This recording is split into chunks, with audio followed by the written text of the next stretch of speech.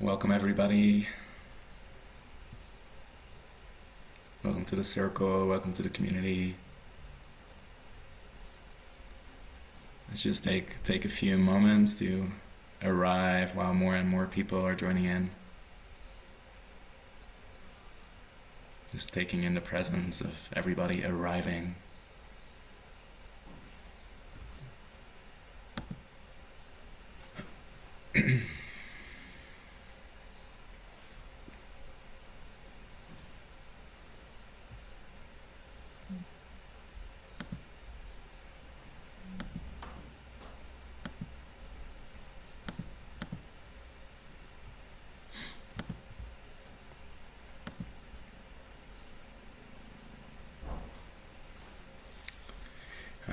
The blood moon lunar eclipse is visible in Australia already.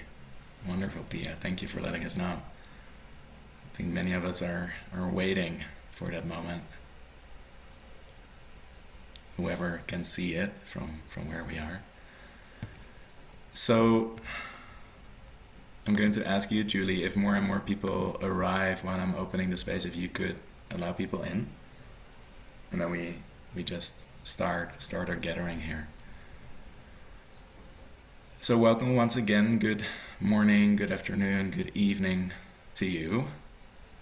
My name is Rick Jansen. I am working together closely with Cynthia Jewers and the team at the Gaia Mandala. And I have the joy today to host this call around the Earth Treasure Vase for Palestine. And I host it together with Julieann. Julieann is a long-term Sangha member. Many of you will know Julieann. And we'll host the call together.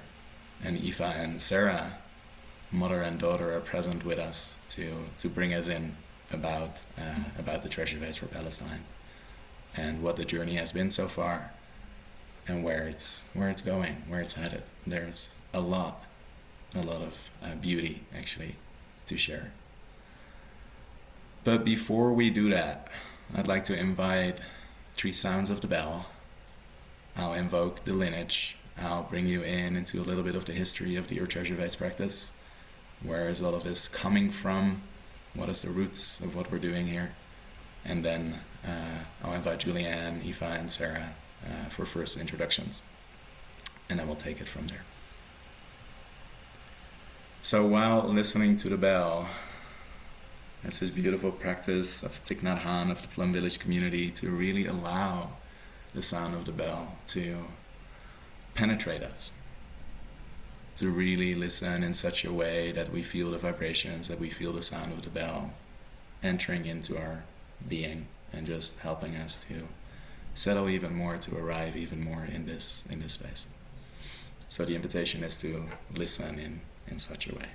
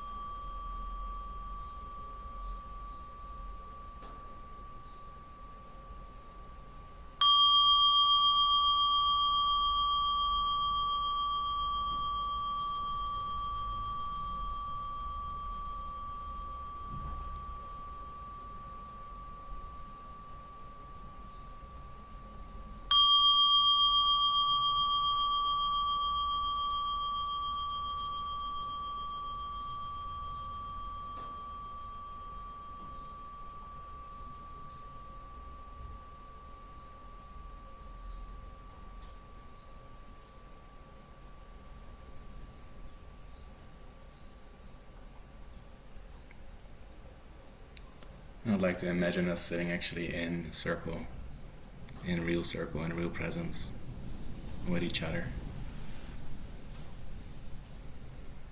Just to feel our togetherness in this moment. And saying that, this full moon gathering started in person. About maybe over 3 decades ago in Santa Fe, in Cynthia Jewers, her home. And I think some of you were there around that time or a little bit later to to participate in those full moon circles in person.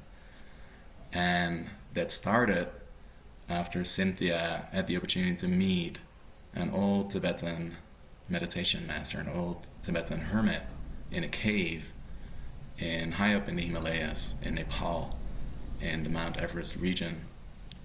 And that specific region is called Solukhumbu. And she had the opportunity to meet this Lama with the name Charok Lama, who was deep in his 80s. And Cynthia was very concerned about the state of her world, the nuclear waste that was happening around Santa Fe, where Los Alamos National Laboratory is. So she shared her concerns about these issues and other issues with this Lama and asked, what can I do? What can I do to bring healing, protection, restoration? So in response, the Lama, Charok Lama, shared it's supportive to come together in meditation. Because when a group together meditates, it will transform the energies in a direct environment. But then he looked more intently at Cynthia and said, but what you need to do, you need to receive those Earth Treasure Vases, travel around the world, bring them in community, fill them with prayers and offerings, and bury them together with the local communities there where healing and protection is most needed. So that's what's been happening over more than 3 decades with, at this point, over 90 Earth Treasure Vases in the ground. Over time, a whole community has taken up the practice. Many of you are part of that community. Some of you have stewarded the Earth Treasure Vases yourselves. So that's the context that we're meeting in. And it always feels important during the full moon to invoke more specifically the lineage that's connected to it. So I will just do that from this document. So the Earth Treasure Vase practice comes from 8th century Tibet, where there was a saint, Guru Padmasambhava, known as the Lotus-born, and his consort Yeshut Sokyal, Wisdom Queen of the Lake, who saw what would be needed at this time and hid specific termas, treasure teachings, to be discovered later on by treasure revealers, and to be discovered later on exactly at the time when those practices would be needed. So the Earth Treasure Vase practice is one of those, was revealed in the 1800s, the 19th century, at the beginning of the Industrial Revolution, at a time when humanity's relationship with nature was changing, when a practice for healing the earth and removing the suffering of all beings in times of degeneration would be needed.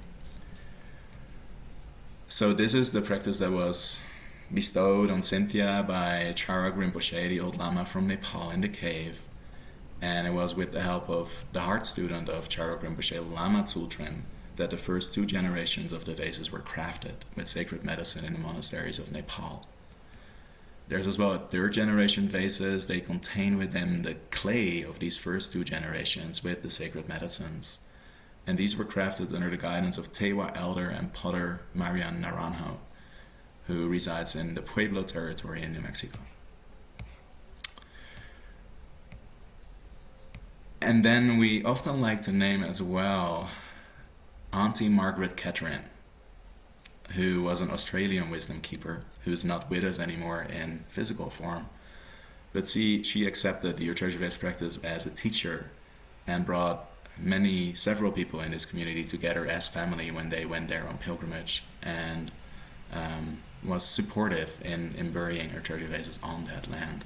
And she has left a beautiful, deep imprint on this community and on the hearts of the people who were there present.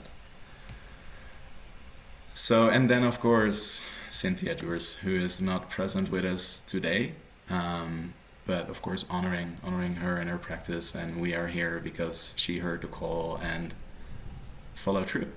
And several of us have heard the call ever since, and has brought us here together. So that's the context, a little bit of the lineage for us to land and ground in this space here. I invited in specifically Julieann today to co-host with me, not necessarily knowing of her connection to this Palestine Earth Treasure Vase, but I think somehow I intuited that. So I'd like to invite Julie to speak a little to that. Thank you for being here. Thank you, Rick. It's lovely to see everyone this morning. Yeah, I want to speak briefly but importantly. The vase is important to me actually because of my lineage, my Jewish lineage. So I'm here as a representative of my entire lineage, the ones who were in that land, in that region, ancient times,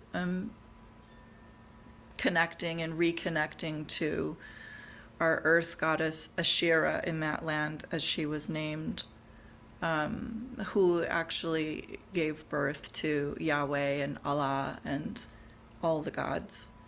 And so I'm here, I was recognizing this need to reconnect my line back into the land, back into Gaia, in recognition of how far we've strayed, and in some sense, so many of us, so many of our ancestors were severed from this connection. And so I was contemplating this, and like within 24 hours, maybe 12 hours, I got an email from Rick saying, would you consider co-hosting, that, co-leading? And I'm like, yes. Like, it again, it feels like these synchronicities that Gaia shows us. And so yeah, it's very important to me to be here in support of Aoife, Sarah, the Palestinian vase, and the land that we are all, our beloved Gaia that supports, it's the land that supports Palestine. And so that as we are the land, as we connect the land, that connect to the land, that we are deeply supporting Palestine, every ancestor, every being, every rock, every root. So I'll stop there, but yeah, very, very grateful to be able also to be witnessed by all of you in this moment of reconnecting my lineage back into right relationship with our beloved Gaia.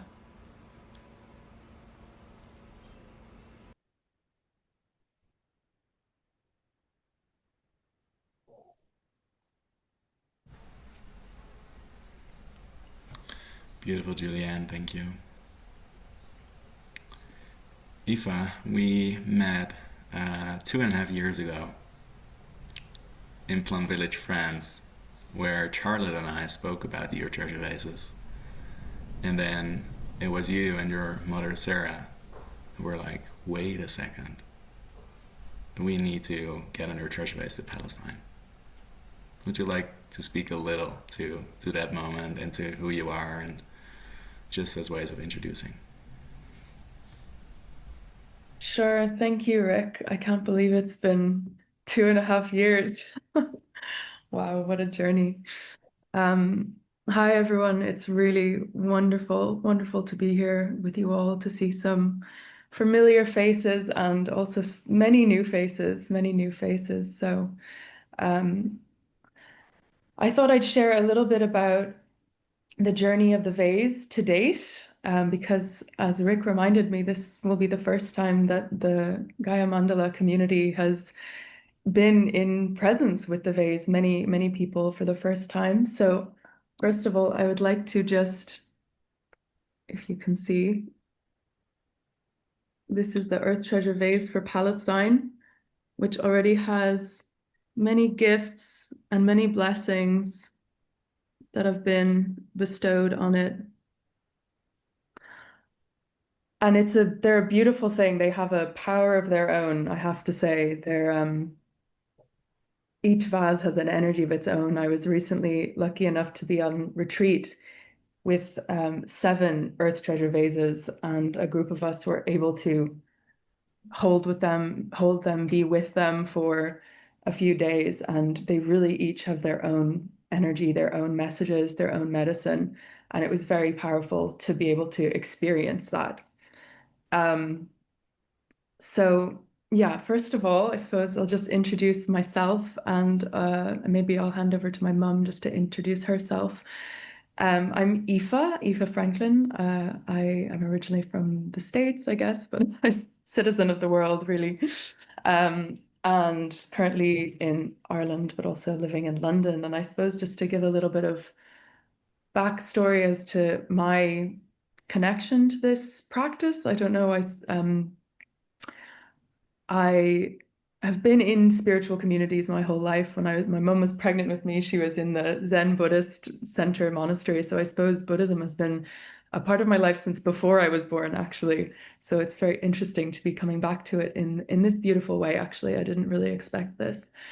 Um, and I'm currently doing my PhD in London on sustainable food systems, but really looking at soil care and earth care and our relationships with nature and our relationships with Mother Earth. And when I left the retreat in Plum Village after I'd met Rick, my intention was to, like Cynthia, how do I use this PhD opportunity, right, this 4 years to find a way to bring more healing and protection to the earth through food systems, and agriculture. And a really big piece of that out of that retreat for me was I want to focus on the divine feminine. And then I went, oh gosh, how do I do that in academia?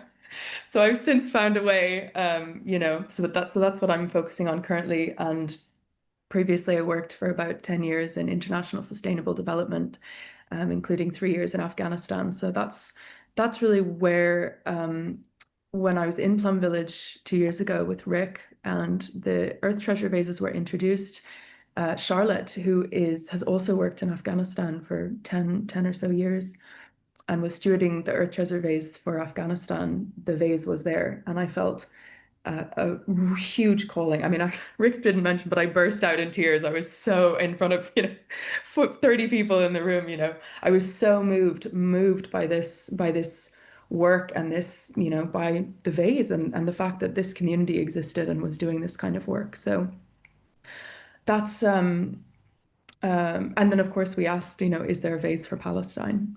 To which we were told that one has just been dedicated. So maybe Mum, I'll hand over to you before I talk a little bit about the journey the vase has been on for the past 2 or so years. And Mum has agreed to co-steward the vase with me. So yeah, go ahead. Hi, everybody. It's an absolute joy to be here. And first, I would love to acknowledge Rick for his amazing way of holding this group and just the incredible integrity that Rick brings to this, and how in even difficult moments, one can drop into that and be safe again. So it's a huge gift that you're offering, Rick, and I just wanted to thank you for that. So yes, Aoife's explained how it all happened. We met Rick and went to the dedication for the treasure vase. And I'd been doing a lot of work in international development too. I've worked in 40 countries working with women groups and cooperatives to help them transform their lives in terms of empowering them through business and through lifting themselves out of poverty. And one of the things that was a consistent theme for me in this work was that poverty is the main driver of conflict, and that leads to fear, and that leads to all of the mess that we're in. It also leads to unsustainability, and through the exploitation of the land, and the thing just snowballs. So even though I'd been working in sustainable agriculture and helping people to feed themselves, one of the things that was very, very clear to me that there was an incredible amount of intergenerational trauma, the going back hundreds of years. And it really disturbed me while we in the West were running fast and hard with trying to help organize, to help women to work and build themselves and their lives. Nature was getting worse and worse and worse in terms of its condition. And this really bothered me because I am very much, shall we say, advocate for nature. So I tried to think, okay, I'm going to go into policy, because if I can impact policy, we can change things. And then I had 2 years in Brussels working with all the MEPs and the Commission and everybody else to think, okay, this is the top level that you can get to. This is where change happens. And I saw that there were the most extraordinary people working in this environment. They're all dedicated and they all do yoga and they all have a spiritual practice for the most part. And yet none of us feel like we're doing any good, and we're getting more and more burnt and stressed out. And so I had a huge choice to make, and I thought, what's really, this is not making me happy, and I'm not sure I'm making the kind of difference that I really know I can make. And one of the things that I realized was I took a big step back and I started working with Palestine and thinking, music is my thing, joy is my thing, celebration is my thing, people are my thing. And it's very simple. And I just thought, okay, universe, I threw it out there and said, can you please put all this together and make something happen? So, because I can't figure it out. And so what happened was, I came across a video for the Edward Said National Conservatory of Music of the children performing on this on the beach at Gaza, and it just tore me to shreds. It was so beautiful, so moving, and in that moment it came to me: this is what I want to do. I want to create this. I want to bring these kids over to Palestine. I'm in international development. I'm not in humanitarian aid. I could be, but there's plenty of specialists in that area. But what I can do is maybe speak to hearts and minds, and hearts and souls and spirits. And how can we elevate this? So for me, this became my mechanism. And of course, we ended up going to Plum Village, and then immediately, when Aoife and I were sitting together, and I think we realized at the same time, we need to have a vase for Palestine. And I went, I have the conduit. And I saw the whole thing, how we could do it, how we could make it work. And that it was a perfect natural fit for our life. And I really felt that I wanted to make this commitment. And I'll talk later on a little bit more about that. But I think that's enough for the moment, just to give a context of where I am in this process. Thank you. Thank you. It's beautiful to feel the heart and the energy and the passion, and yeah, just the synergy that's there between the two of you. And I think much of that has made all of this happen, actually. So before we go into more of the journey of the Earth Treasure Vase and what that has been like, we wanted to share with you 2.5 minutes. It's a trailer of a documentary about the situation in Gaza, just to kind of ground in, to land in a sense of what's actually happening there. Some of us may be more aware than others.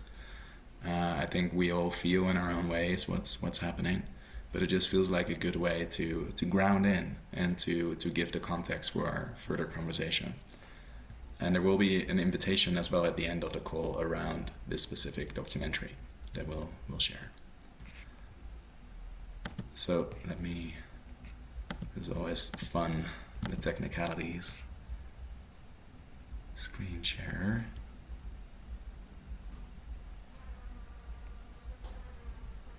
With sound.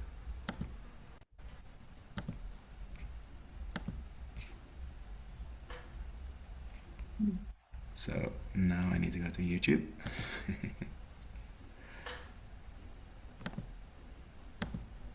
Here it is.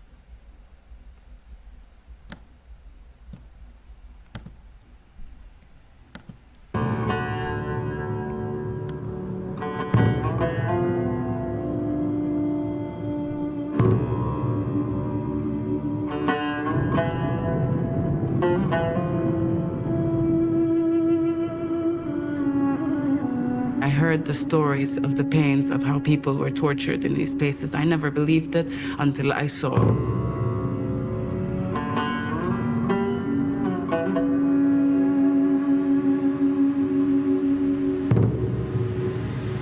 And when I saw, I couldn't unsee it.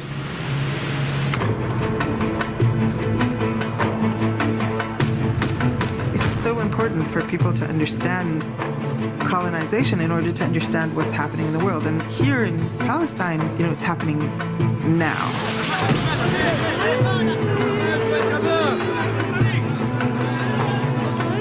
So how does the world completely turns a blind eye to the Israeli continuous violence and sees Israel as the victim? This is the big question.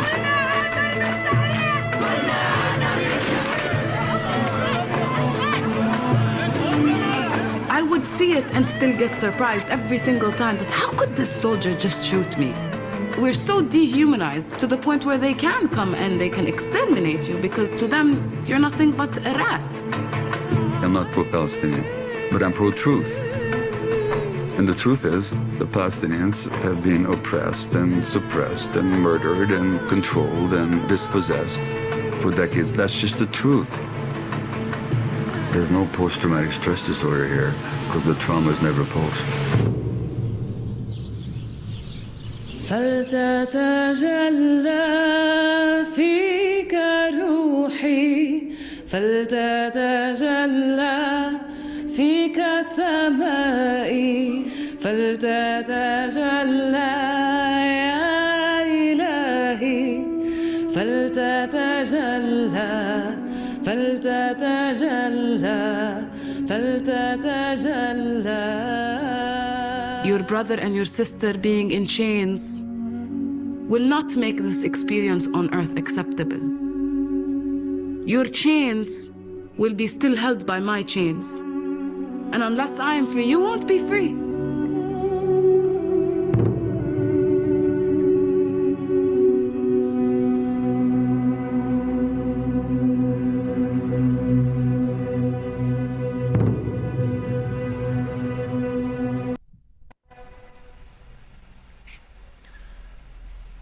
Okay, I just invite the sound of the bell for us to take a breath and to take that in.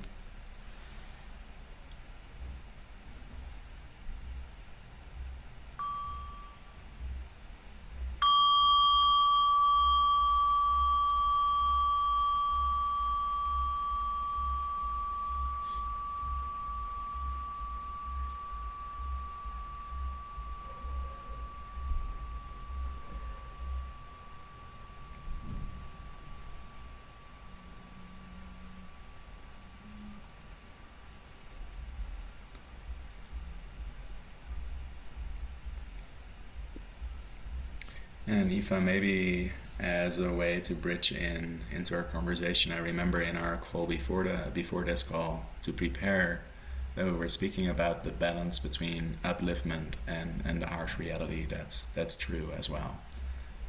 How do you relate to that, and how do you relate to that with this specific journey with the Earth Treasure Vase? Thanks, Rick. Yeah, it's an interesting journey, I suppose, as a steward. But we wanted to really presence what's going on. And I've been thinking a lot about this over the last couple of years, as on my own journey with the vase and personally, and in the amazing work that my mum is now doing that we'll share more about, which is very inspiring. But there's this real balance between two realities that are happening at the same time. There's amazing work going on and amazing people, and there is hope, and then there's these really, really serious, grave, unbelievable things that are happening. And these two energies are working, are coexisting. And I feel like it's such a roller coaster between the two. I think as witnesses of this, as individuals who are also very involved and have friends and colleagues, on the ground and whose families are directly impacted. And I had a moment today where, I've been working towards this project that we're working on, and it's very inspiring and very exciting. And, you can get caught up in that. And I just had a moment today where I just completely, kind of went back into what's going on. And there's something that kind of brought me back in. But you tapping into what's going on, and it's very heavy, you know. And I think while it's important to, I think part of this work as well with the community that my mum talked a little bit about is, you know, we're working at a different frequency. We're working at a level that is, in one ways, it's kind of beyond all that in a lot of ways, but it's still deeply rooted in that. So it's a balance between staying at that frequency, lifting the frequency, being in that energy of peace, being in that energy of hope, of happiness, of music, of joy, all the things that we want for the world, for Palestine, for the future, for now, for the present, and also really being very, you know, in touch with what's happening, and in solidarity with that, and you know, having that deep compassion. We have to really face it with eyes wide open, you know. So it is a real, you know, up and down journey, I think, and it has been for me, from Afghanistan really as well, from everywhere in the world, right? That's going, you know, that is in turmoil, in conflict, and of course not to forget Sudan and Congo and all of these places too, you know, because as Shira Darwish in the documentary said, you know, your chains are my chains. You cannot be free until I am free. You know, we are all connected. So this work, this community, is it's very, very powerful because it's working at this level that is working at the level at which we are all connected, you know, so deeply. So yeah, thank you, Rick, for presencing that, and we will share a little bit more about the film, I guess. But first, I think I'd like to just take a little moment to share some photos of the journey of the vase so far, because I could probably speak for hours, but I think a photo says 1,000 words, and I think it will really give everyone a sense of where it's come from, where it's been, just in the last kind of just over 1 year now. Is it 2 years? Gosh, since I think it's a year and a half, a actually. year and a half now. Yeah, exactly. Last April. Yeah. Yeah. So yeah, I'll share my screen actually and show. And I just wanted to briefly mention, I guess, something, Rick, that you said on one of our stewardship calls was that the vases have a kind of an interesting journey. And I think something you recognized was there seems to be kind of three parts, and I'm really sensing in that now. In the beginning, I think when you are a steward, you know, and it's unfamiliar, I suppose, and it's like having a baby almost, and you're like adjusting and adapting your life to this thing and reading into the energy, and it's a very kind of solitary, I suppose, phase, where you're just tuning in and learning, and then there's this kind of next phase where the vase starts, you know, at least in my journey, and I think Rick, the way you described it as well, it starts to go out into the world and you know, be with more people and be in community and be in ceremony and start to kind of move in, you know, way, and you start to move together with it. And then I think we're kind of at the almost end of this phase with the Palestine vase, which is interesting. And I think it's moving into a third phase where the vase kind of takes on and has a life of its own. And it really decides, you know, how it's going to be buried, you know, which communities are going to be involved in that process. And throughout the beginning two phases, I feel like you're really, you know, just listening and witnessing and really deeply listening into, you know, what the vase wants to do, because we had a lot of plans in the beginning, you know, and it's completely, you know, created its own path, and it's been pretty miraculous, I have to say. Some amazing things have happened along the way, and so I will share about those now, but just to give that sense is that we don't know when it's going to be buried and how it's going to get to Palestine yet. There's a couple of possible threads, but we're really just open and listening and present for, you know, however that may come. So Yeah. So Aoife, while you're showing the photos, and maybe this is for Sarah too, I'm curious if you reflect on the journey of the Earth Treasure Vase, how it is an embodiment of that journey of the different frequency that you're speaking to. So bringing the joy, bringing the upliftment, while being rooted in the reality of the pain and suffering that's so undeniable. How have you seen that in the journey of the vase? Well, the last thing I needed in my life was another project. So it's like, um, but this interrupted everything because I'm also an activist, so I do a lot of work with Palestine, and I'm a protester, but I'm also a strategist. So I work with ambassadors and ministers and a lot of different people to get laws passed that will benefit humanity. So a lot of lobbying and advocacy work. So one of the things that became very, very clear to me is that there's going through all of these avenues, they are very much rooted in the head.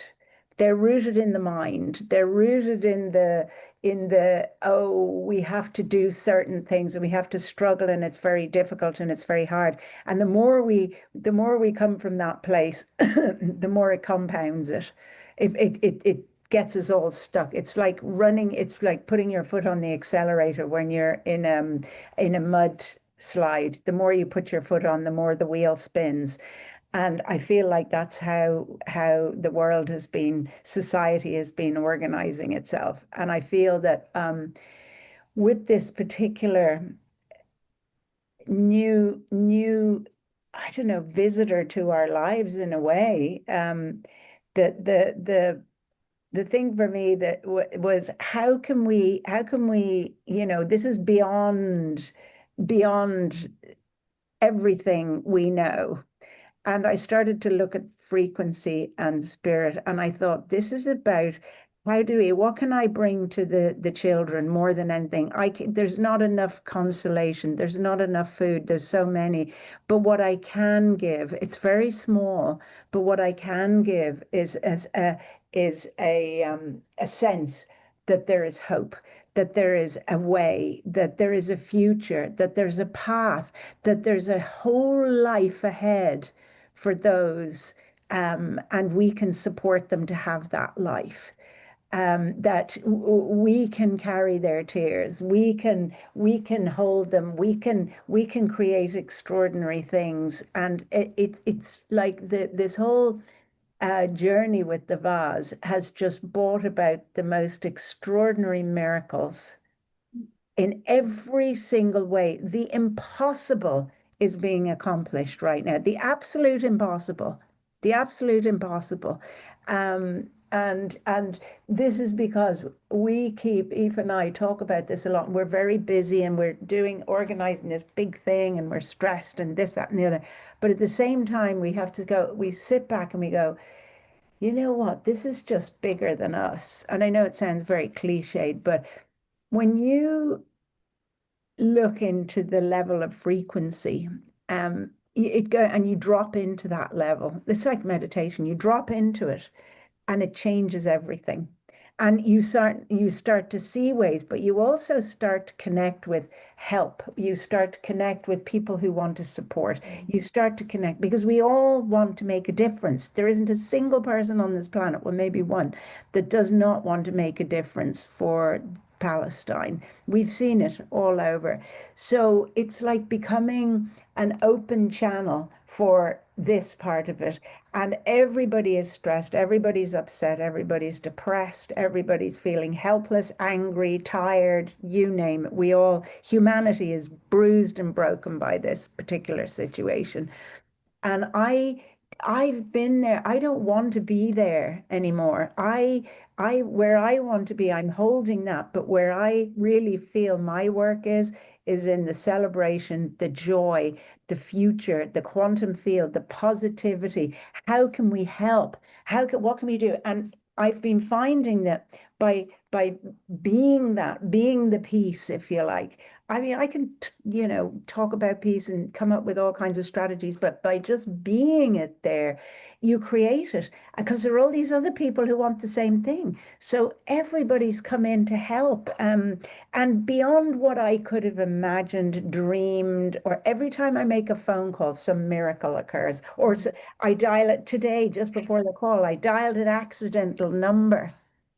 And it was the operations manager of a big Palestinian foundation in London, who are desperate to help and want to. And I had written to them a year ago and I'd never had a response, but they were on my list to get back. And she says, "Oh, I'm the operations manager. I was talking to her about something entirely different," and said, "Oh, I'm sorry, you're not, we weren't meant to communicate." And suddenly it turns out now I have this direct into this foundation that wants to sponsor us and help us do it. Because of course we have no money, we have no funding, and we're creating everything. We're creating a huge, we're bringing 50 people from Palestine who are not going to get visas and passports, and who are young people who, there's no money, there's no nothing, and yet they're coming. The visas are on the way. We've got people talking to the ambassador, So it's like, for me, it's about the frequency, and particularly with the Gaia Mandala and this group is, we're doing something incredibly profound. With the Earth Treasure Vases. What we're actually doing is it's almost like we're the mycelium network. Nobody knows we're there. We're kind of underneath the ground, and we are the strongest thing possible, because we think that I'm a doer. And I think if I'm not doing something, then I'm not effective. But actually what I've learned through this process is that I'm being led by this Earth Treasure Vase and this network. And what's happening is this network, I cannot express how profound this is, because by making this connection, dropping into these places where we meditate together, where we connect from all over the world, we're actually serving peace. And Julieann, you were talking about you wanted to serve the vase or the vases, I would call it, from Ireland. But the thing is that what we're doing is we're serving how you change the frequency of conflict and violence to peace. You can't do that by writing policies and doing this. But what we can do is be a permanent sort of chalice, is what I would call it, and a channel for this vibrational frequency. And as Aoife said, I'm going to shut up now in a second.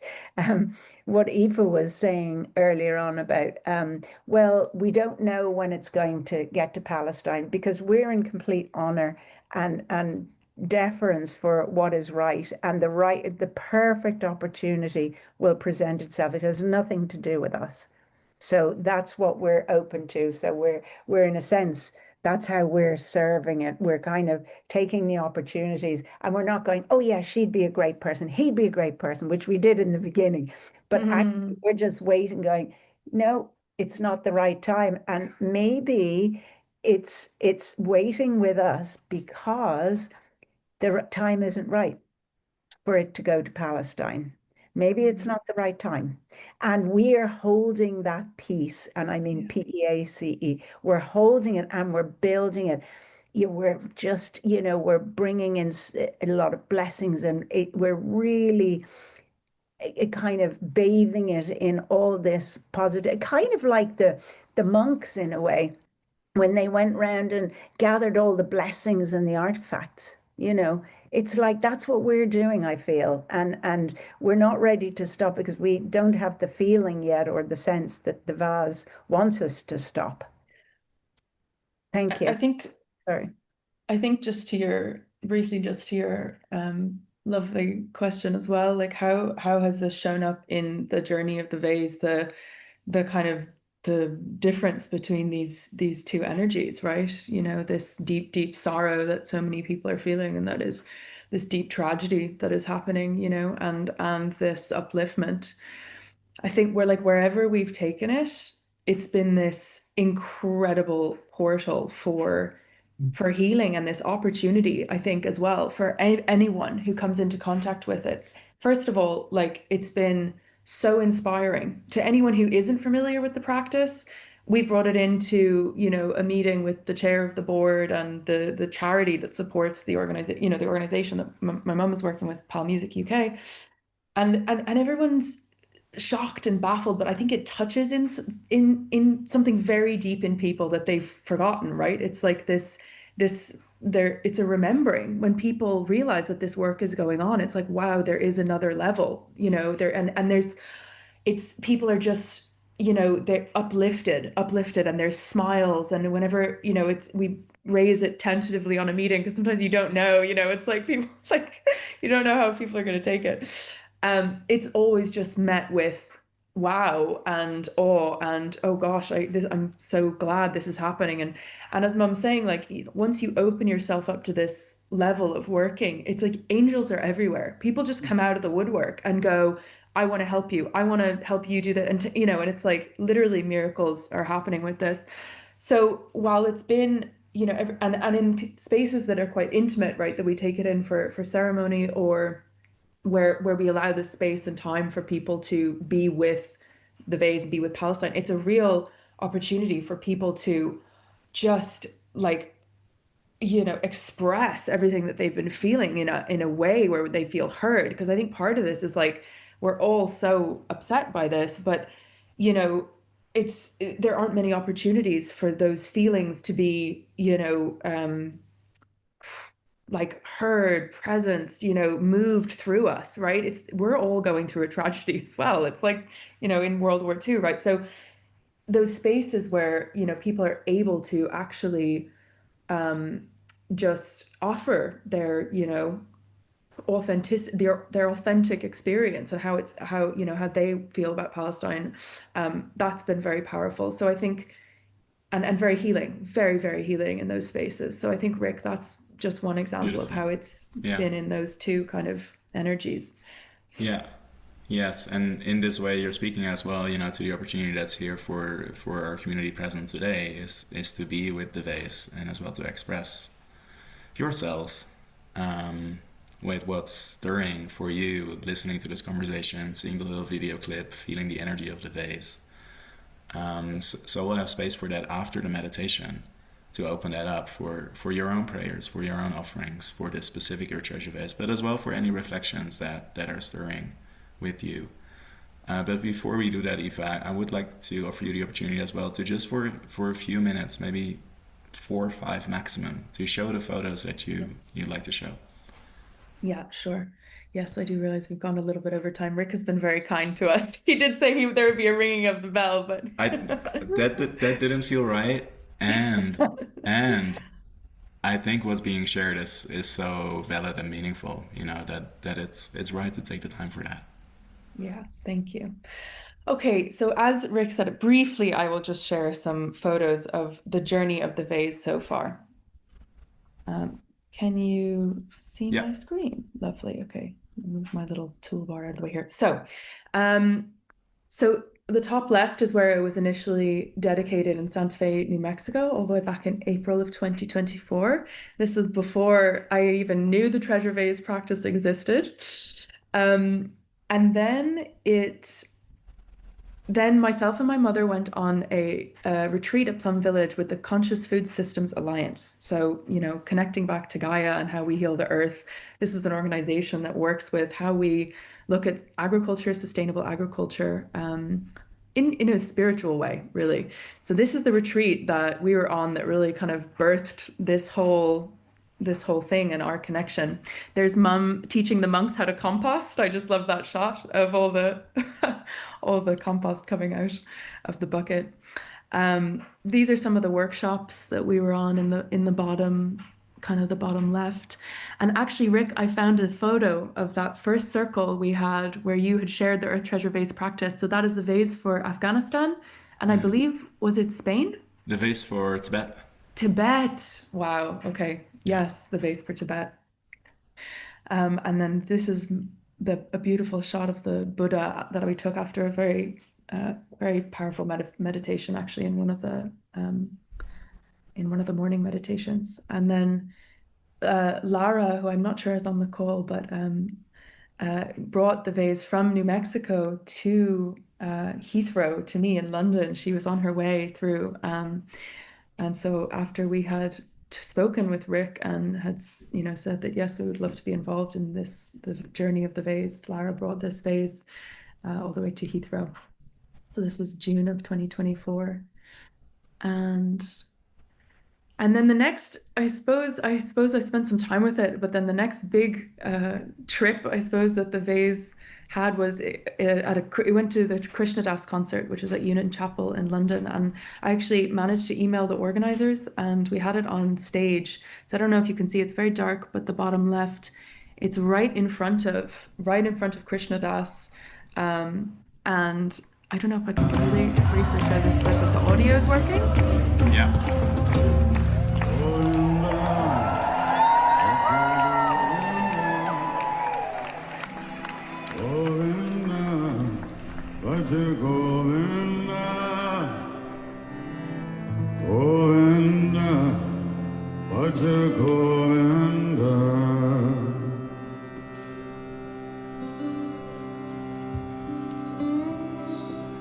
And that's the vase right in front of the kirtan, if you can see it on the stage with all the rose petals. So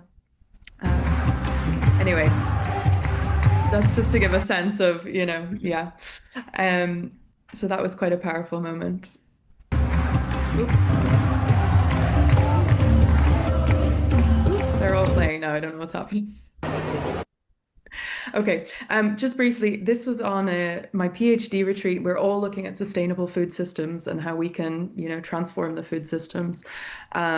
And there was a very powerful moment where it's on a ley line as well. This is a really key ley line in the UK, and it was at Emerson College, which is a Rudolf Steiner Center in the UK. And while we were in Shavasana in our final kind of retreat, the rain started to absolutely pour, and it was the heaviest rainfall that had been felt that the county had in about 10 years, in about a decade. And a lightning bolt struck one of the trees on the property.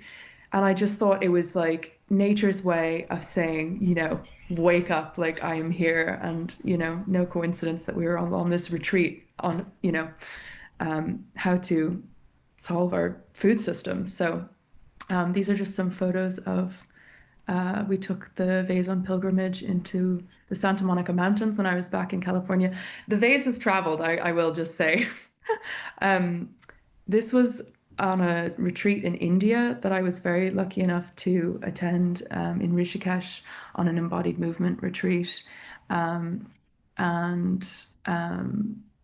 I think I have just a really brief clip of my lovely yoga group singing around the vase in our final get together.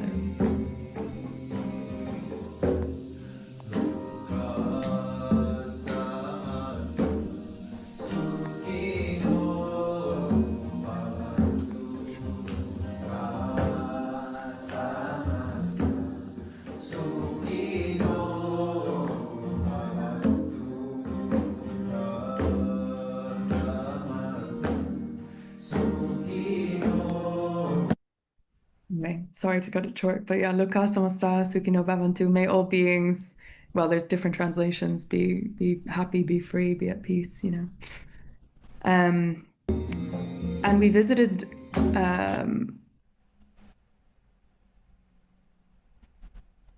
don't know why that keeps happening. Anyway, we also visited Maharishi's ashram, which the Beatles went to in the 60s, and it's since been dedicated as a nature reserve, which I thought was kind of interesting. But it's this kind of wild Indiana Jones type landscape now. And just briefly as well, so this was on the full moon, new moon in Capricorn, which is also mine and Cynthia's birthday. So it was kind of a interesting day. And I think Jessica might be on the call. So hi, Jessica.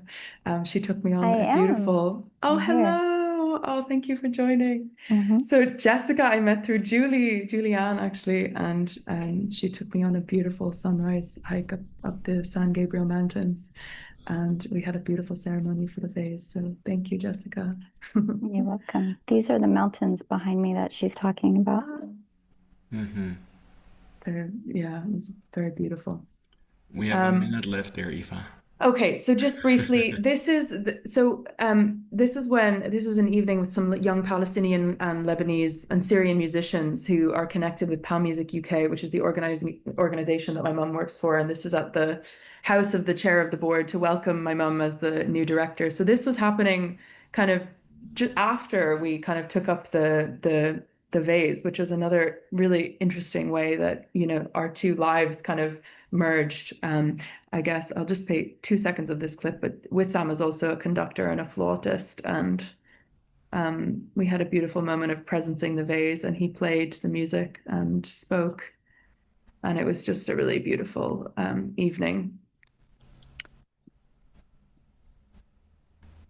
And this was on the retreat in Geneva that we were recently actually it was in France. So Cynthia's book tour was in Geneva. Oh, we don't see that slide, Aoife. Oh. We're still in Rishikesh. Oh, really? Yeah. Don't know. Okay, let me stop sharing and you're still in Rishikesh. Interesting. Okay. Is it the last slide you will share with us? Yes, second last. Great. Okay. So that was the sunrise that was in the San Gabriel Mountains. This was the lovely evening with the Palestinian musicians. This was in Geneva, and in Les Marions at Charlotte's house, where 7 of the Earth Treasure vases were present. And so we were in ceremony with the vases, which was really, really lovely. And so that brings me, I guess, to the Festival of World Cultures, Voices of Palestine. Shall we do this at the end of the call? Yeah. Sure. Yeah, that was, and I'm happy to share some resources and things for those who want to know more. And great. Yeah. Great. Sorry for needing to rush you through a little bit here. So one of the miracles I think that Sarah was speaking to is this event that's coming up in November, which you just saw a slide from. We'll speak to that at the end of our call, because there is an invitation there too for you to engage with that online or in person if you can. But we'll get to that. Now let's take a deep breath together, because this was a lot of beautiful, meaningful, deep sharing and conversation. Thank you, Aoife and Sarah, so much for bringing that forward in the fullness that you brought it forward with. And this is a moment for us to transition into a different space, where we're not listening to words, where we're not seeing images and being on the receiving end, but this is the moment where we start to engage ourselves. First of all in meditation, and then in conversation and in sharing. So Julieann and I will share the meditation together. It will be about 25 minutes, I think, to honor the full moon, to honor the energy that today carries, and to send our blessings, our prayers, our energy to all the Earth Treasure Vases globally, and specifically the Earth Treasure Vase for Palestine. And then after that, we'll open it up for your reflections. So just make yourself comfortable. You can switch off your video if that feels more inducive for meditation.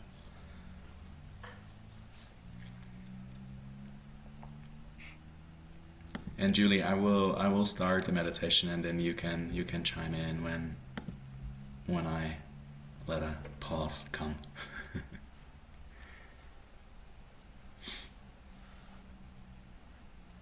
All right, let's begin with 3 sounds of the bell. Settling in.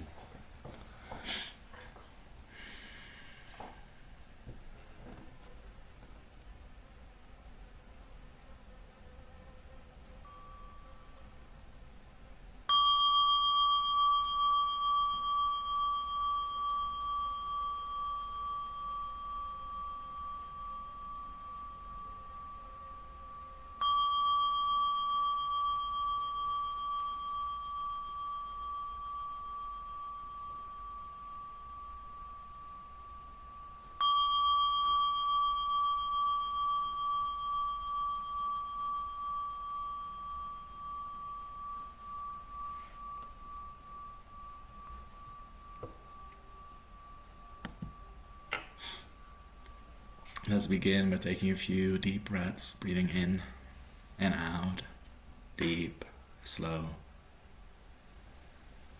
Relaxing your body, sensing the earth beneath you, holding you, offering stability and calm. Your roots reaching deep down into the earth. In and out, our breath goes, drawing up through our tap root, the nourishing energies and life force of Mother Earth. And we let thoughts of the past and concerns for the future melt away in this precious moment of deep communion with the stabilizing and nourishing energies of Mother Earth. From this place of being deeply rooted and grounded, we open up to the light from above, feeling the warmth upon us from the sun and moon and stars glistening, feeling expanding as we connect with the vast energies of the cosmos, rooted below, connected above, in this present moment, breathing together as a community.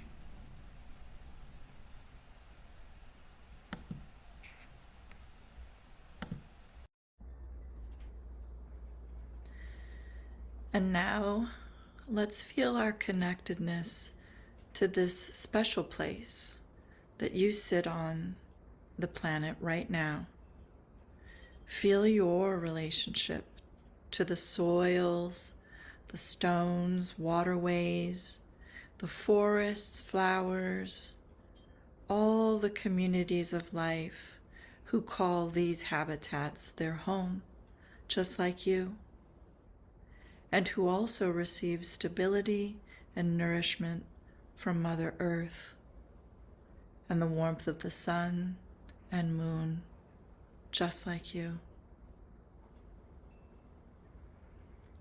And in this present moment, in this special place, we acknowledge those who have come before, the ancestors of the original indigenous peoples of the lands we inhabit, who have been in sacred relationship with our lands for countless generations. We acknowledge the future ancestors of this land, who will continue to hold this land as sacred for countless generations to come. And we humbly invite all of them to bless us and our practice. Let's also call upon all of our sources of inspiration, our own ancestors, elders, teachers and guides, lineage masters, Buddhas, Bodhisattvas, and the wisdom beings that we feel connected to, and invite them all to be present with us now. Invite their blessings to enter you and everyone who is present for this meditation, and receive the blessing of their love, support, guidance, healing, and clarity.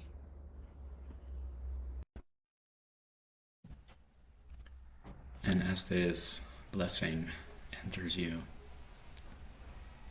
feel this love and caring coming all the way into your deepest heart of hearts, and breathe it in.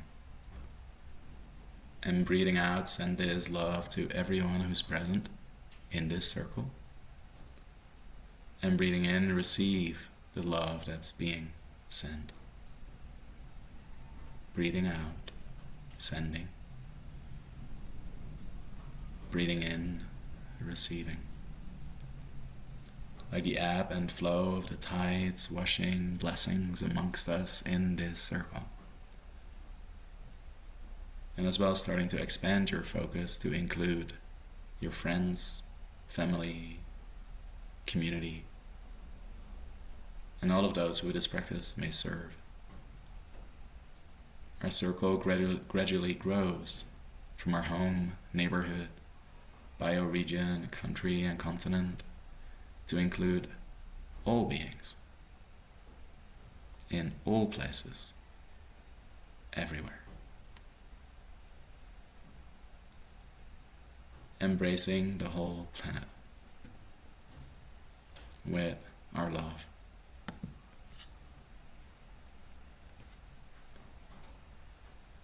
Now, with this feeling of rootedness below, expansiveness above, and waves of love flowing from your heart, let's turn our awareness to those who are suffering. The places where there is war, poverty, disease, pollution, droughts or floods, or fires. Wherever the need for healing is very great. And we breathe in this suffering to transform it. And on the out-breath we send our love and caring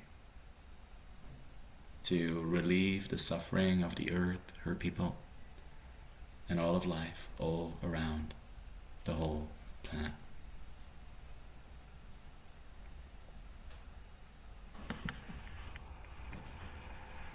Imagine that where there is hunger, great nourishing gardens begin to grow.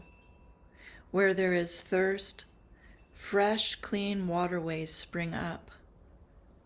Where there are unhoused, safe shelters are built. Where there is war and conflict, choirs of peace echo in the hills. Where there is sickness, vital health is celebrated. And aware of where the earth is unstable, in danger, or out of balance in any way, imagine a restoration of balanced power bringing protection and regeneration as you hear the land herself singing out in harmony. Seeing the generosity and reciprocity in communities of life flowing freely. Seeing the beauty and riches of nature flowering into abundance for the sustenance of life, revitalizing this radiant blue-green planet we call home. And as we hold this glowing vision of Mother Earth, we call into our awareness the presence of the Earth Treasure Vases that have been planted or in the process of being planted all around the world. Let us imagine that together we are pouring our love and caring in the form of light into each and every little clay pot buried in the body of Mother Earth, filling each vase with our deepest prayers and blessings for healing.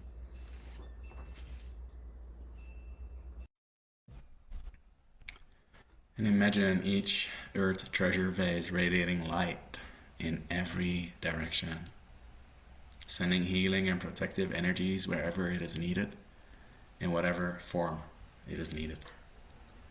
See the light like a rainbow streaming forth from each of the vases, white, yellow, red, blue, green, and all the colors in between. And breathing in and breathing out. Just allow the feeling of your care and compassion in your deepest heart of hearts to grow. And when you feel that love, you can send it out in a form of light to all the people, animals, plants, and places that are connected to the Earth Treasure Vases that need healing and protection in the past, in the present, and in the future. Beginning at the center of the Earth Treasure Vase Global Healing Mandala, in a cave above Los Alamos National Laboratory in New Mexico, the birthplace of the atomic bomb. To the north at the source of the Rio Grande River in Creede, Colorado. To the south at the mouth of the Rio Grande at the Gulf of Mexico. To the east on top of Mount Baldy above Santa Fe. And to the west on Mount Chicoma, known as Tsikomu, to the Tewa people of New Mexico, the custodians of the sacred lands where this mandala began. And now, having established the center and the 4 directions, see the mandala growing in every direction to the Indian Point nuclear reservation on the Hudson River in New York, to the headwaters old growth redwood forest in Northern California, the Punta Cometa on the coast of Oaxaca, Mexico, Vilcabamba, Ecuador, Jakova, Kosovo, the Lawrence Laboratory at the University of California in Berkeley, the Daodum Forest on the border of Thailand and Burma, the village of Ain Karam in Israel, Palestine, Hiroshima, Japan, Inwood Park above New York City after 9/11, the Biosphere 2 in Oracle, Arizona, the Martin Luther King Freedom Center in Oakland, California, the source of the Ganges in India, the source of the Amazon in Peru, the Southern Pacific Ocean 93 feet down in Agum Atoll, the Trobriand Islands, Papua New Guinea, the Arctic Circle, Alaska, the Kogi Lands of the Sierra Nevada de Santa Marta in Colombia, Talawoyan Village, Lofa County, Wanyama District, Liberia, West Africa, the Blythe River Canyon, Limpopo Province, South Africa, the Giza Plateau, Egypt, Haleakala, Maui, Hawaii, the Itombwe Forest, South Kivu Province, Democratic Republic of Congo, Avebury, England, Bindaluk, Jawoyn Country, Catherine, Northern Territory in Australia.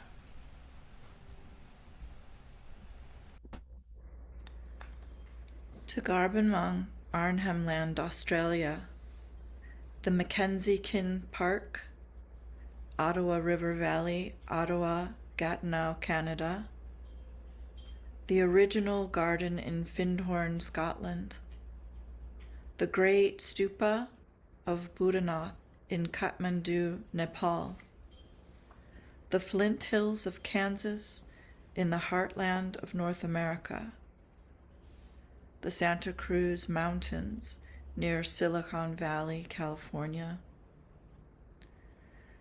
the Vaya Caldera of northern New Mexico, Pernalulu, Bungle Bungles, the Kimberleys, Australia, the village of Utjavik at the edge of the sea in northernmost Arctic Alaska, the Hanford Nuclear Reservation on the shores of the Columbia River in the state of Washington, Mount Ryerson above Fukushima, Japan, back to where it all began at the cave hermitage of Charak, Nepal, to Margibi County, Liberia, in the base of an old ironbark tree on Dituhul Mountain in the Badwang wilderness of Walbunja Country, Yuin Nation, southeastern Australia, and to our root temple, Tolu Tarling Monastery in Nepal, the Manzur Valley in Turkey, Serpent Mound in Ohio,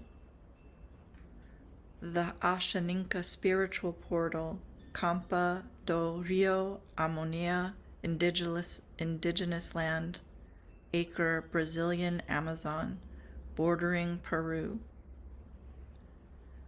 the Border Peace School, Chirwan, the demilitarized zone between North and South Korea,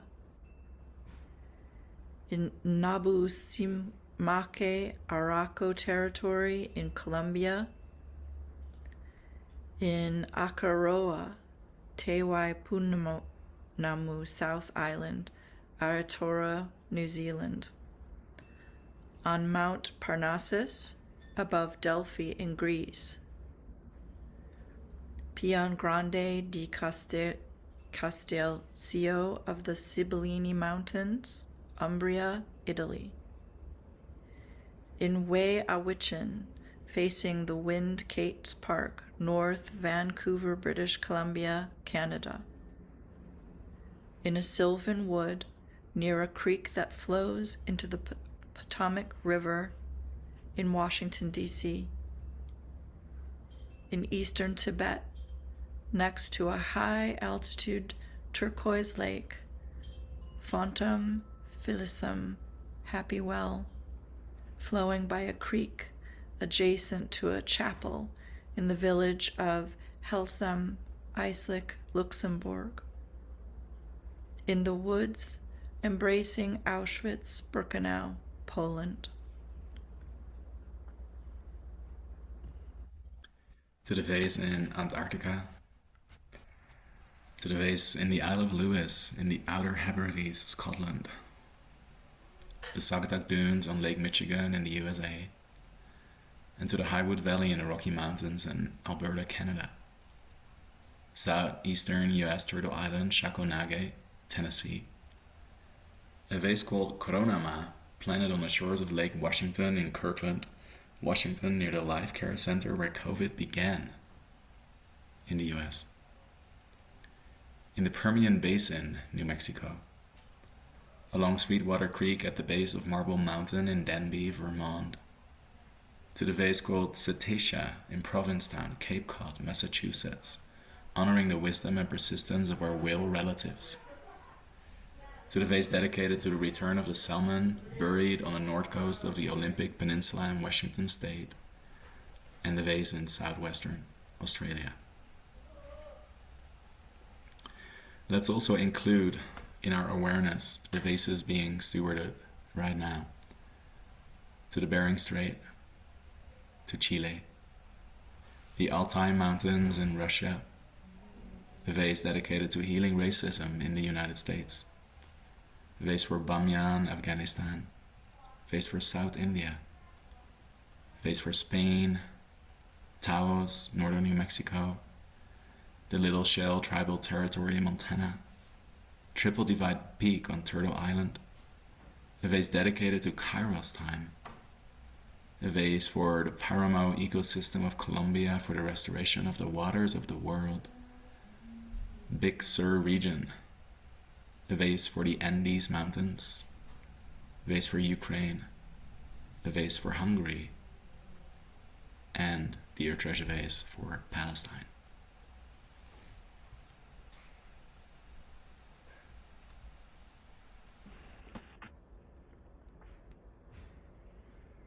And once again, please take a deep, slow in-breath and a deep, slow out-breath. And imagine all that is needed to relieve the suffering of the earth can be seen as light radiating out from each of the Earth Treasure Vases all around the whole planet in every direction. Imagine this healing light flowing out from the vases, filling the whole global Earth Treasure Vase mandala with the powerful energies of our love and caring. See this healing force traveling through the song lines and meridians of the earth, flowing into each location on the global mandala. See the mandala like a web of light embracing the whole planet. Feel that light flowing back and forth like waves from your heart to the Earth Treasure Vases, energizing them and adding vitality and brilliance to the light that is then flowing out to the whole area in the sphere of influence of each of the Earth Treasure Vases. Please focus your concentration one-pointedly on bringing healing and protection, peace, harmony, and justice to the whole earth for all time. See that healing and protection radiating out from all the vases around the earth in waves of light flowing back and forth endlessly. And imagine this light flowing into your own location, your special spot in nature, and feel the collective spiritual intelligence of the entire global Earth Treasure Vase mandala activating your node on the global healing mandala and entering you as a holy vessel.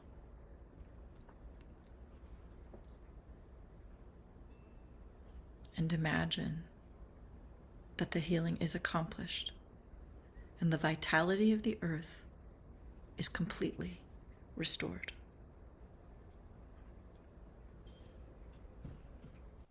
And while we are imagining that, we're going to listen to some music from the Daughters of Jerusalem, the choir that Sarah spoke to earlier.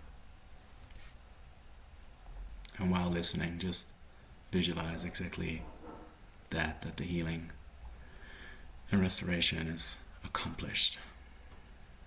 And that joy, freedom, creativity, free expression may grow and grow and grow.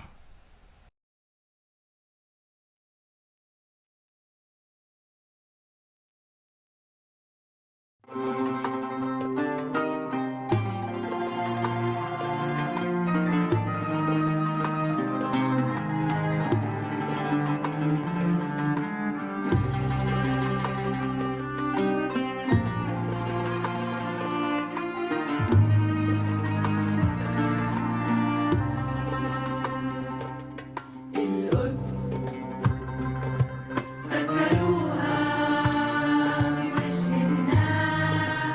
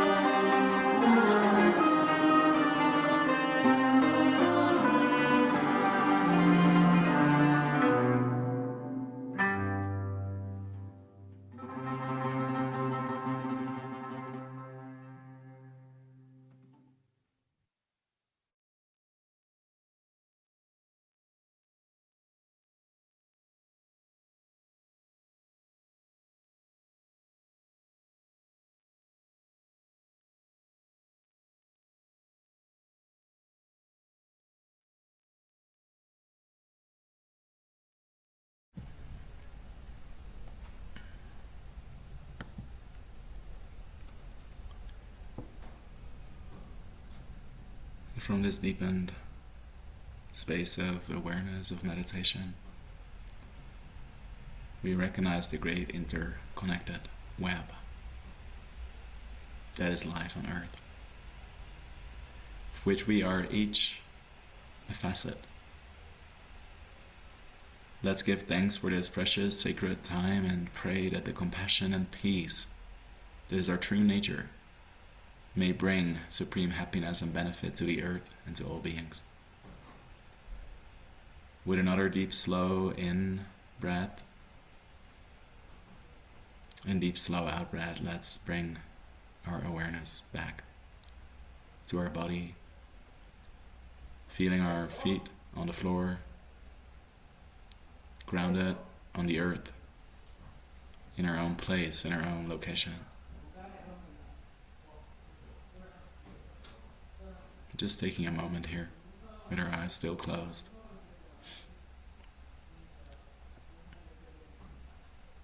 And then the 3 sounds of the bell will signal the closing of this meditation, and when you feel ready, you can open your eyes and return to the circle.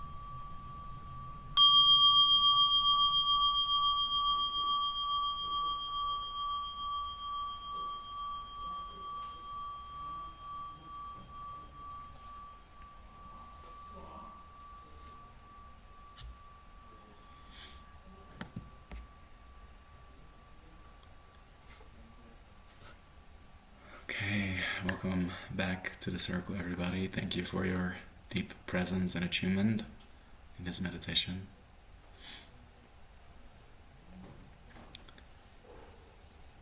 So, Julie, would you be happy to bring us into this space of offering and sharing in your own way, whether there may be something more that you'd like to share first for people to then ground into their own reflections and prayers?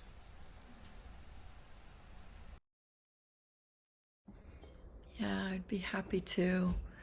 And yeah, just inviting everyone from what's clear and true in your being to dedicate and offer to the vase.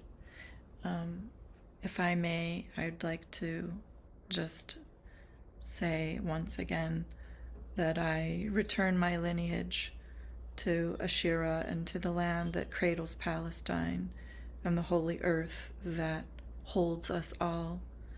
My prayer into the vase is for the living land now called Palestine, for each stone and root, every ancestor and child, for all beings who belong to this place beyond space and time. No one is left out of this prayer for healing and protection from our beloved Gaia.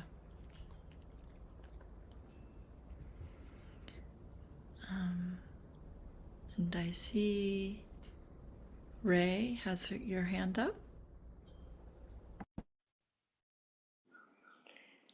Before you share, Ray, sorry, I'd like to invite Aoife to bring forth the Earth Treasure Vase and to open the Earth Treasure Vase so that the vase truly can receive what's being shared. Thank you. Ray, good to see you. Please go ahead. Okay. Well, first of all, much gratitude, Rick and Julieann, for the beautiful accompaniment today. It's been wonderful.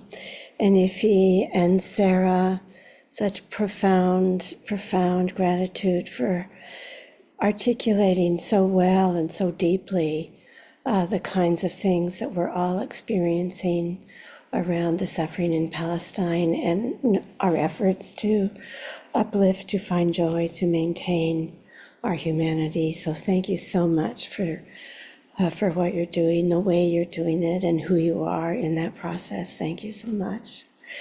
But there was one thing as we finished reciting the names of the vases, as we got towards the end, I had this really clear remembering of having learned, because I'm dealing with 2 wounds in my body right now, so it's been a fresh remembering for me this week. But as we finished the reciting, I felt the remembering come in terms of how the body, the wound, is always healed from the inside of the body. And the reciting of all of the vases just created for me this sense of, even more than ever, the wholeness of the body of the earth that is holding us all, and that we are hopefully nourishing at the same time. So my prayer goes beyond this, but for Palestine, that the power of that wholeness in the land and through our hearts will bring peace, will sustain people there, and that also sustain and help those who are coming for the ceremonies and the dancing in Ireland. So thank you very much.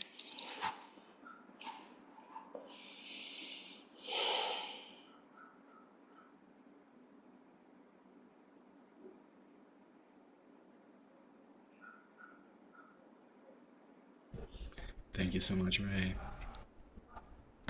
Is there anybody else who'd like to step forward?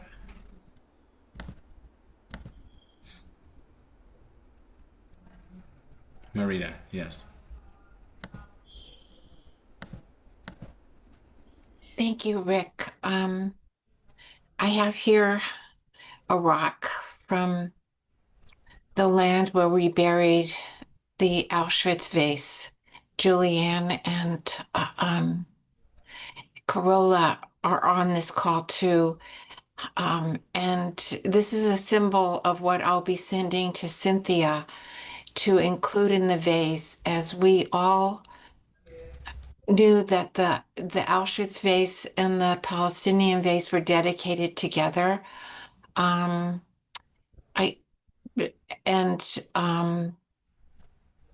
feel that we were a foundation upon which you could step forward from, that we were part of healing that deep, deep wound at Auschwitz. And we were well aware of the Palestinian vase at that time, and you were deeply in our thoughts. And so this something will be going into, so that there's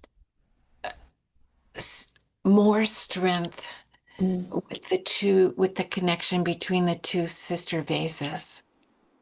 Thank you for all your work.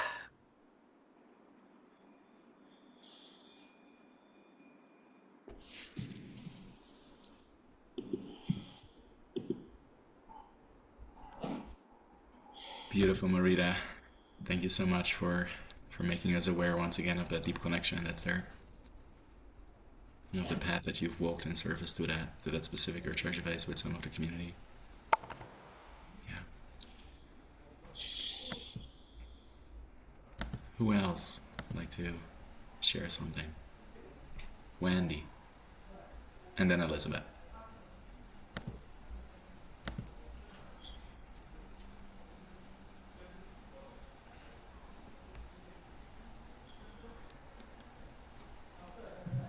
With June Kitty there, all I can think of is courage. The courage of the lion, as she is in smaller form. So courage of the lion. Oh, and hope, and joy, music, so much music, and home. We all need home. That sense of place of belonging. to feel comfortable, to belong, and sense of community, but where we feel safe.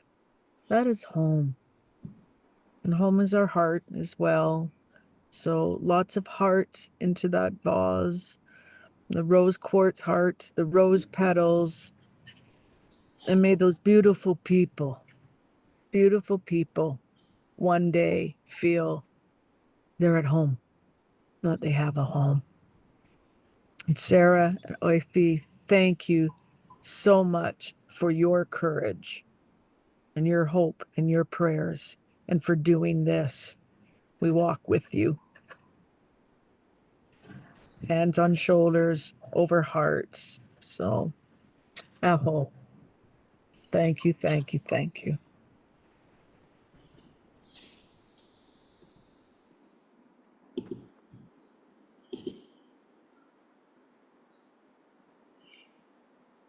Thank you so much, Wendy. Elizabeth, and then Mimi. Yes, Sarah and Aoife, I just want to thank you so much for that beautiful articulation of the power of the vases and how it's been working in your lives and the lives of so many. I mean, that's just an example of how powerful it is. And so it was beautiful witnessing. I really appreciate it, and appreciate the fullness with which you are giving yourselves to this.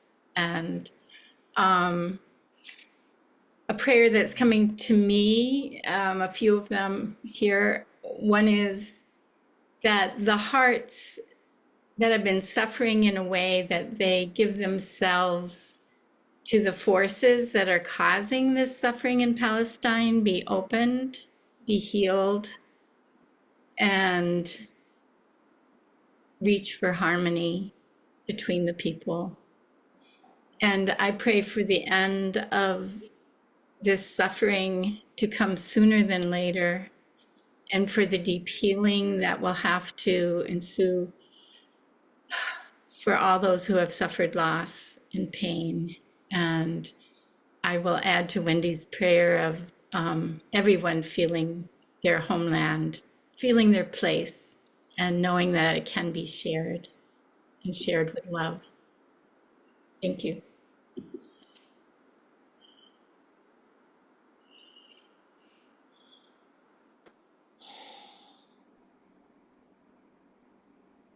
Thank you. Hi. I'm so touched by this vase and by your journey with it and the energy that it carries. And in the meditation, what I saw was like this, like sort of like little droplets of gold color all over Palestine, into all the ruins, into the earth, to all the people. And I'm just gonna say that that becomes a mantle that covers everything, and it's sort of like I see it from the music becoming this kind of like balm of healing balm all over, and that it translates into us as humanity to kind of transition to a consciousness of we. So many blessings and thank you.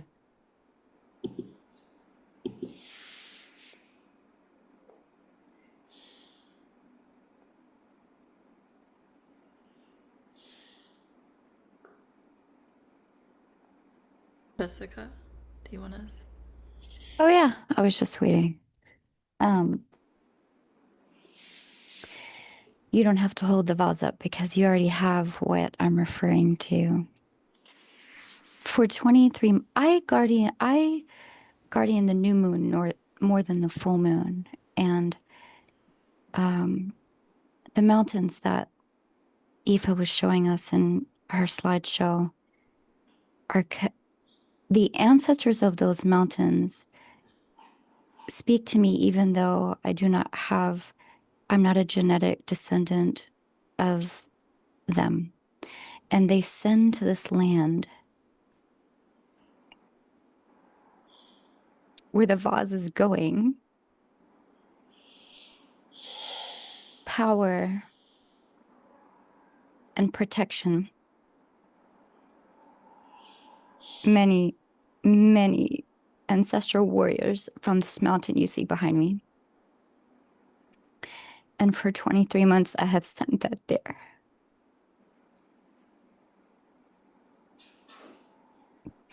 And Aoife has placed something from this region in the vase. I don't know, I wasn't watching, but I know she has. And I look forward to this mission that this group of ancestors has to bring fresh source of power and protection to specifically the people in the land. And I know that we're here about the land, but the people in the land are one.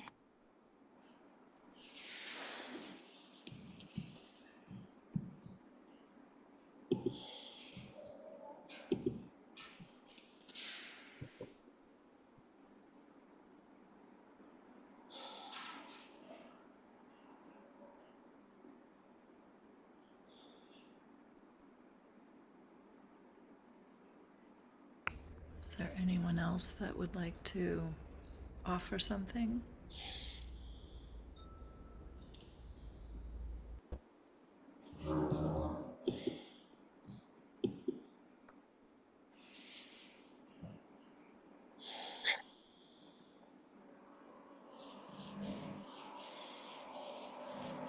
Heidi, I see. Thank you. Oops. Thank you, everyone, for what's been offered. And I just want to acknowledge that the mountains call upon the waters of healing. They draw the healing waters through life, and our own embodiment of that life helps all of humanity remember. And that remembering actually is the deep healing that we each take with every breath and every step when we remember. And that's what I want to offer to this vase and to each of us, including myself, as I move in life, walk in life. And may it be joyful. May it remember our deepest connections. And may life renew herself with what she needs in accordance to her call. That is a constant reminder to all of us. Thank you.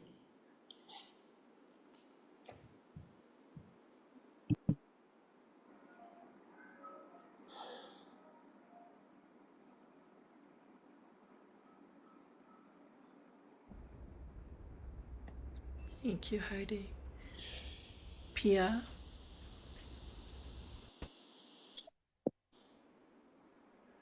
Good morning, everyone. It is 2:30 a.m. in the AM, and I'm from the land of the Menang Noongar Nation in the very southwest of Western Australia in the town called Albany, Kinjalling.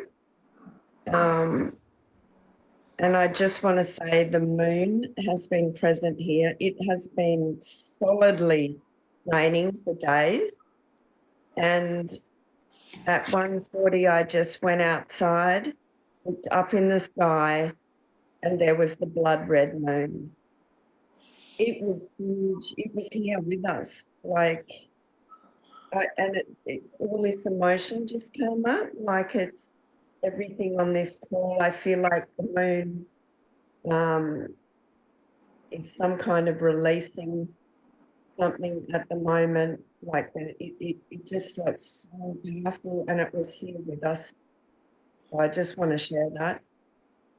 It's a miracle that it was there, and then I just went outside in the moment, because in 1 second the cloud went over and it was gone again. So it was beautiful. Thank you everyone for being here. I'm so glad to be here. Yeah.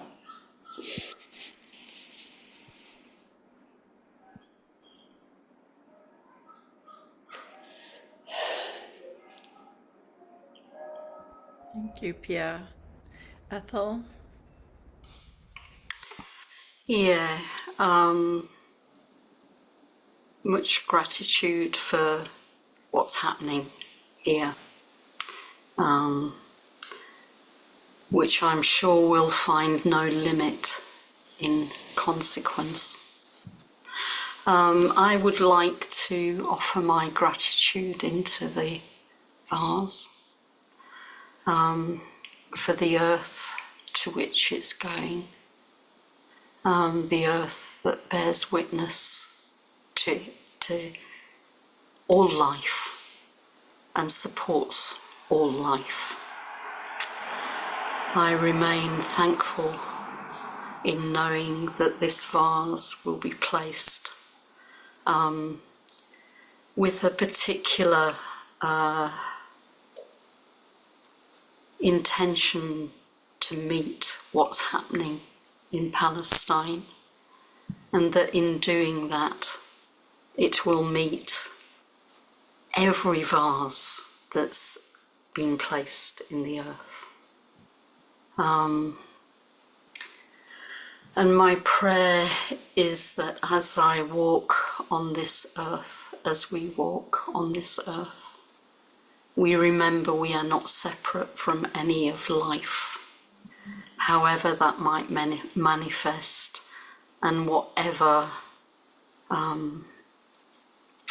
in a way, whatever tradition we come from, whatever our lineage, we are indigenous to the earth. And my wish is that we all find ourselves blessed and in service to the earth. That we meet in any pain that we experience in these times, we see that as an opportunity to give joy and thanks to this great opportunity of being alive in these times. And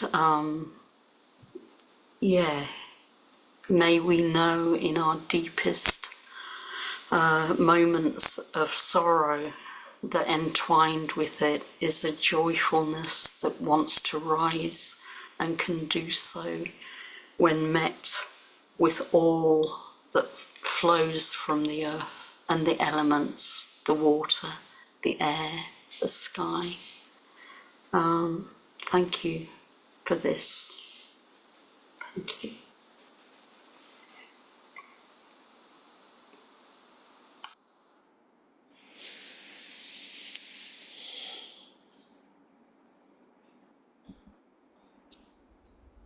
Thank you. So we have time for Louise and then Kat.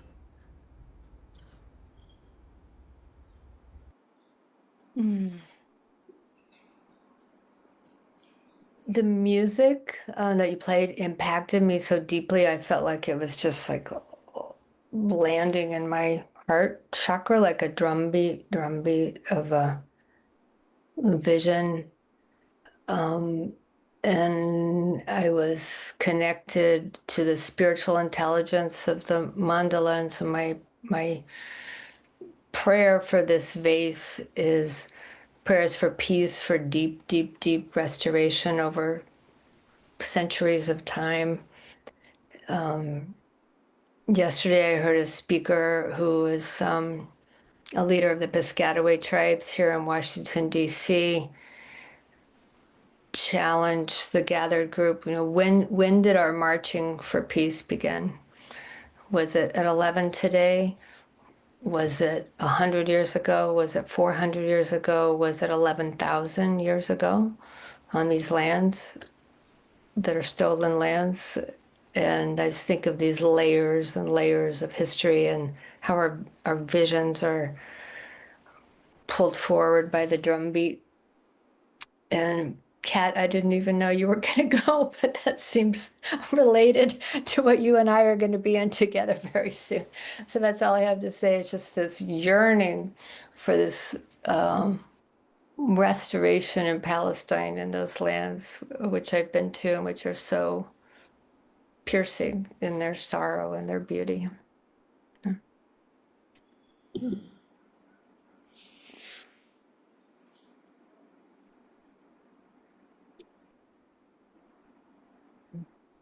Thank you, Louise. I don't know, can you hear me? Yes. Okay. I don't see myself, so.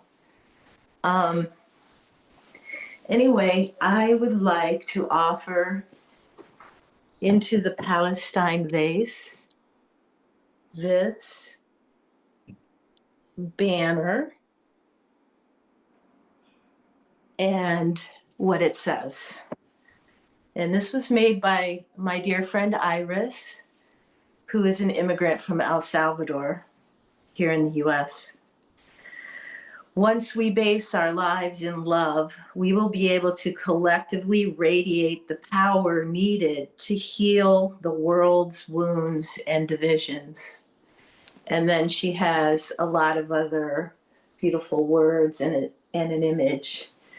And this is one of about 60 banners that are going to be this weekend in Washington, D.C. A group of us from the mandala, about 10 of us, are going to gather for 2 days of ceremony at the site and near the site of the Washington, D.C. treasure vase. So I would like to really also bring that connection together with this Palestine vase, because that vase in Washington that Judith Tripp, who's also on the call, was stewarding a year or so ago, is about decolonization and the healing from the wounds in this country of the genocide of the Native people and the enslavement of the Black community, the African community. And so we will be cleaning the site and doing ceremony, and then there's going to be a public gathering, and I asked people from all over the country to make banners of their vision of what they want and their dreams of what they want. So we will be hanging these banners, and then people that arrive will get a big feather and a crystal to put their vision onto. And then we are going to make a beautiful mandala out of natural materials on the earth. And then we're going to drum, because this is called drumming in the dream. And we are going to empower our dreams and visions through drumming. And then as it's evolved, now the drumming in the dream part will begin to travel all over the country in the US, and it will continue on. So, but this weekend we'll be in Washington together. And I just want to invite everyone in the community, especially on Saturday, all day long, we'll be involved in this. And if you could get out your drum and drum that day, or light a candle, or any way you'd like to connect with us. But it would really be lovely if you could drum, even if you don't have a drum, to like drum on your chair and just empower these dreams and these visions so that we can just build into the field, as Sarah said, that resonant field of the energy that would underlie a new birth of a social order in love. So thank you so much, Aoife and Sarah, for carrying this very powerful vase. And we will definitely be tuning in, take especially some time to tune in to you and your vase, the vase that you carry as well this weekend.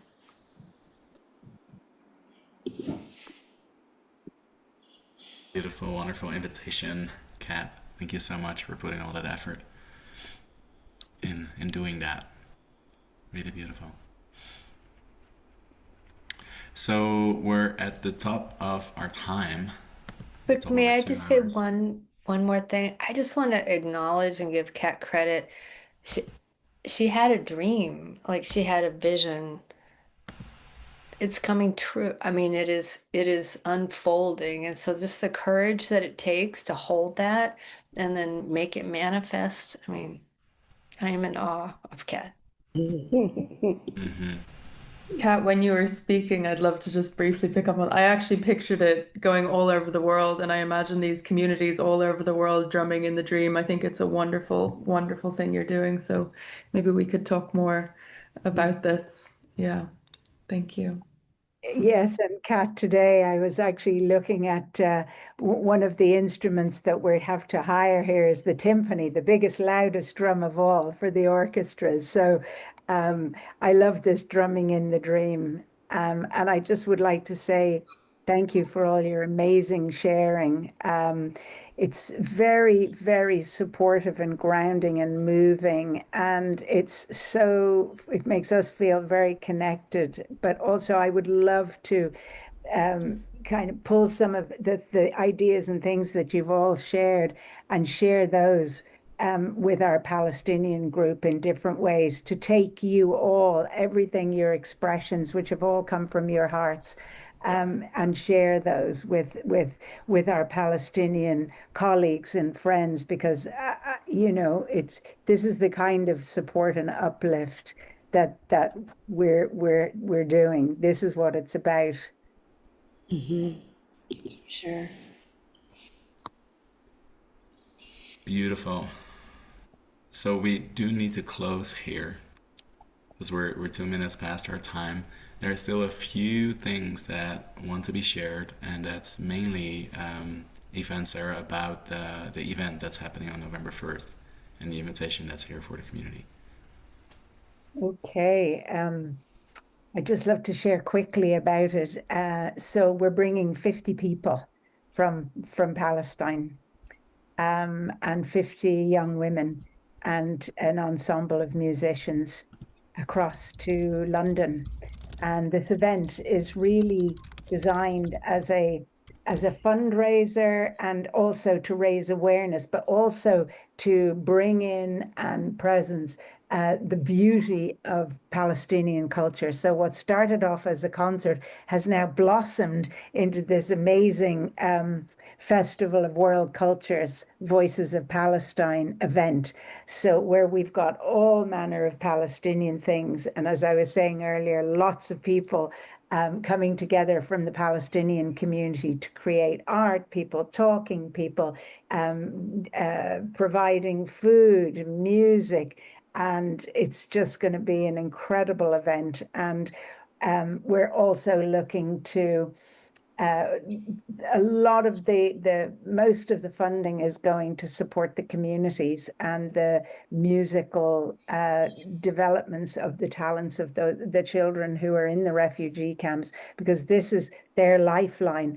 Many of them have been orphaned, many of them have lost limbs, they've lost their best friends, their sisters, their brothers, you name it, and that yet they're all coming together to in this community, this kind of family of music. And that is the one thing that can transform all barriers and break through all and go beyond all barriers. So this tour is so special from that point of view. What it's doing is it's showing the world that 50 young Palestinians are coming to deliver their message and to share their beauty and their perspective and their joy with the rest of the world. And if we start living that joy with them, then this is the vibration that we're going to change this vibration of war and conflict And we will do it by celebrating and being joy. It's the hardest thing to think of, but it's actually, it works. Everywhere we go, everything we've done has just opened all the doors and opened all the hearts of many, many, many people who have come along to share and want to be part of this and heal their broken hearts, but heal Palestine.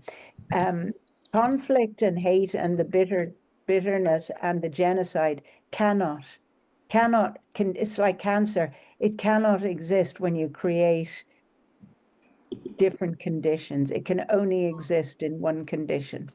So I think really what we're doing here, all of us and all of you, are creating this and reimagining and repurposing this world of peace. We're living the peace, and this is the only way it's going to manifest. So I invite you all, if you can, in whatever way possible, if you can come to London, if you're in London, by all means share, by all means come and experience and bathe in the festival joys of Palestine. It's almost a free event. It's very, very reasonable. And there's going to be all kinds of people speaking. Cynthia, I think, is going to come, and Aoife and Cynthia and myself are going to share about the journey of the vase for Palestine. We're also, for those who cannot join, we're doing a live stream broadcast. So people will be encouraged to participate in that way. And we're just opening it up to the universe to say, right, this is our dream. This is what we want to see happen. This is how we want to see our world and be in our world. So you're all invited to this. And we'd love to have you be part of it. And you are already by what you've shared. And I really mean what I said about wanting to take all of your incredible thoughts and sharing and take that and transcribe them and edit them to the point where we can share those as their own gift to the people of Palestine. I think there'll be an invitation also while Cynthia and myself and my mum are doing the talk to just tune in, like, energetically. We don't have the schedule yet, but when we do, we'd be happy to share it. We'll have a peace tree where people can offer their prayers, their blessings, and we will hang them on the tree. So I think what I would do from this call is take everyone's offerings and include those on the tree to start us off. And if anyone feels like tuning in during that time, it would be really wonderful. We don't have the registration link up. That is going to happen by the end of this week. But what we'll do is we'll put a registration form in the chat just for anyone who wants to stay in touch. And if you just include your email and your name, then we can reach out to you as soon as we have all the info. So that's what we can do. Yes. So I just put that in the chat. The form to register for the online streaming of the Voices of Palestine on November 1st. And I put in the chat as well that on October 2nd, we are organizing an online screening of the film of which you've just seen the trailer, where olive trees weep, together with Aoife, Sarah, probably Lara, Cynthia, and maybe other people involved, possibly as well involved with the documentary itself, to just have a deeper conversation about the issues and in that way to bring it more to the foreground in our community. So information about that comes through a separate email blast soon.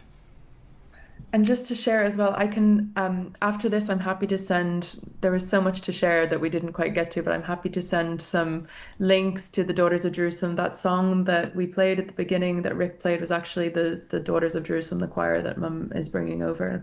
And they have more music as well online. And just to get a sense of the work that the Edward Said National Conservatory of Music, where they study, the work they do in the refugee camps is very uplifting and inspiring. So I will share some of those links with anyone who would like them. So if you register your email, then I can share them with all of you. Alrighty. Thank you. Well, thank you so much, Aoife and Sarah, for being with us today. And my voice is somehow fading. I don't know why that is, but it's happening. Julieann, thank you for hosting together with me. Yeah, and thank you all for your presence and for your willingness to stay on for 10 minutes longer. Really appreciate it. Let's dedicate the merit together, and then we'll finish with the sound of the bell, and then we'll close our full moon time together.